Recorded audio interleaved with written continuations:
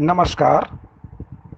बस्ती से मैं डॉक्टर अनिल श्रीवास्तव, मुख्य महासचिव शैक्षिक महासभा उत्तर प्रदेश, आप सबको विषम परिस्थितियों में संबोधित कर रहा हूं। मेरे प्यारे वित्त विहीन साथियों, पिछले 20 मार्च से लगातार लॉकडाउन की स्थिति में उत्तर प्रदेश माध्यमिक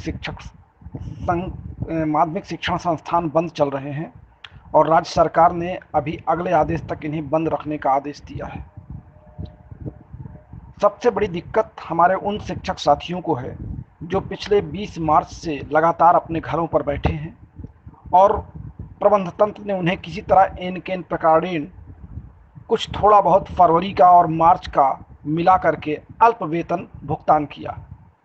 लगातार शिक्षकों की मांग आती रही, प्रबंध तंत्र आनाकानी कर रहे हैं और अंत में प्रबंधकों ने यह कहना आरंभ कर दिया कि जब विद्यालय खुलेगा तब आइएगा, बीच में आप कोई और व्यवस्था कर लीजिए। यानी डंडा भी नहीं मारा और भगाया भी नहीं, लेकिन कुछ दिया भी नहीं और चोट भी दिया।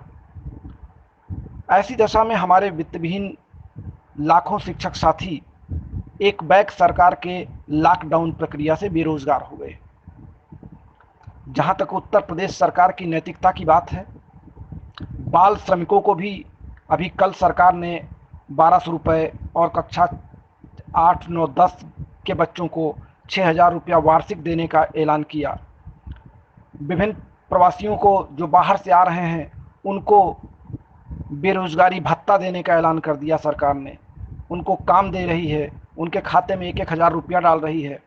और वे वित्तविहीन शिक्षक जो पिछले 20 वर्ष, 25 वर्ष, 30 वर्ष, 35 वर्ष, 36 वर्ष से लगातार उन शैक्षिक संस्थानों से जुड़े रहे जहां से बन करके आईएएस, पीसीएस, डॉक्टर, इंजीनियर, राजनेता निकल रहे हैं, उन शिक्षण संस्थाओं के ये वित्तविहीन के टीचर, स्ववित्तपोषी संस्थाओं के टीचर एक एक दाने के लिए मोहताज हो रहे हैं, क्योंकि 4 महीने से उनकी सारी की सारी आमदनी एक तरीके से समाप्त हो चुकी है। जो उनकी जमा पूंजी थी वो भी वो समाप्त कर चुके हैं। ऐसी दयनीय स्थिति में सरकार ने वित्तविहीन शिक्षकों की ओर देखना बंद कर दिया। शिक्षा मंत्री ने अपने किसी भी स्टेटमेंट में कुछ कहना बंद कर दिया और यहाँ तक कि सरकारी विद्यालय के टीचरों को हर माह एडवांस भुगतान किया जा रहा है और वित्तविहीन विद्यालयों के अध्यापक को भी उन्हीं कार्यों में समान रूप से लगाया जाता है जो सवित्त के अध्यापक करते हैं, यानी जो वेतन भोगी हैं। हर कार्य इनसे लिया जाता है। तरह तरह के सरकारी आदेशों का ये पालन करते हैं, लेकिन वेतन के नाम पे सरकार एक ढेला नहीं देती है। इसके पहले पिछली सरकार ने 1-1 हज़ार रुपया एक मुश्त मानदेय प्रदेश के 1,92,000 शिक्षकों को दिया था। सरकार ने वो भी बंद कर दिया। तो क्या मैं सरकार से जानना चाहता हूँ, शिक्षा मंत्री से जानना चाहता हूँ, मुख्यमंत्री से इस बात को जानना चाहता हूँ कि शिक्षक जो 87% भार अपने कंधे पर शिक्षा व्यवस्था की लेकर चल रहे हैं, उन शिक्षकों के प्रति सरकार का कोई उत्तरदायित्व नहीं है?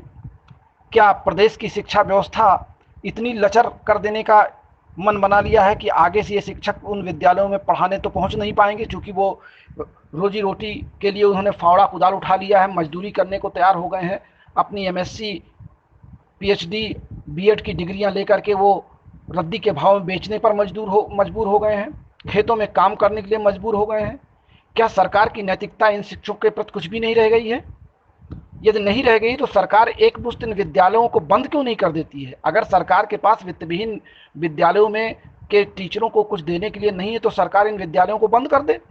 और अगर सरकार बार बार अपने स्टेटमेंट में ये कहती है कि इन विद्यालयों के शिक्षकों को वेतन देना प्रबंध तंत्र का काम है, तो प्रबंध तंत्र अगर वेतन नहीं दे रहा है तो इसकी खोज खबर क्या शासन प्रशासन ले रहा है? अगर प्रबंधक फर्जी स्टेटमेंट बना करके एक लिखित पेपर अपने उच्च अधिकारियों को दे रहे हैं कि मेरे यहाँ वेतन वितरण कर दिया गया, हमने कर दिया, तो क्या उसकी जांच की गई?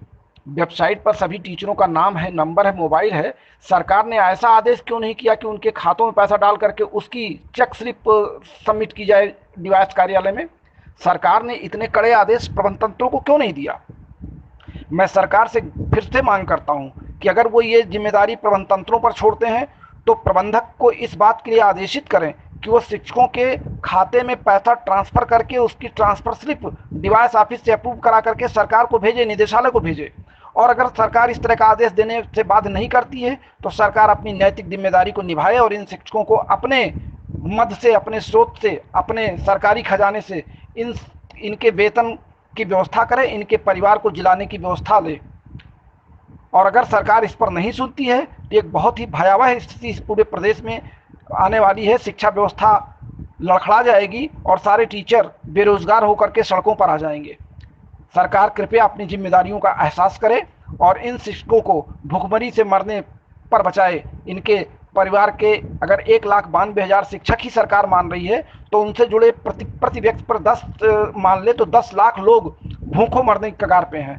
मैं एक बार पुनः डॉक्टर अनिल श्रीवास्तव उत्तर प्रदेश सरकार से इस बात की मांग करता हूं कि गंभीरतापूर्वक, जिम्मेदारीपूर्वक, नम्रतापूर्वक उत्तर प्रदेश के वित्तविहीन शिक्षकों के प्रति अपनी जवाबदेही तैयार करें और इन शिक्षकों को वेतन देने की जिम्मेदारी की व्यवस्था सुनिश्चित करें।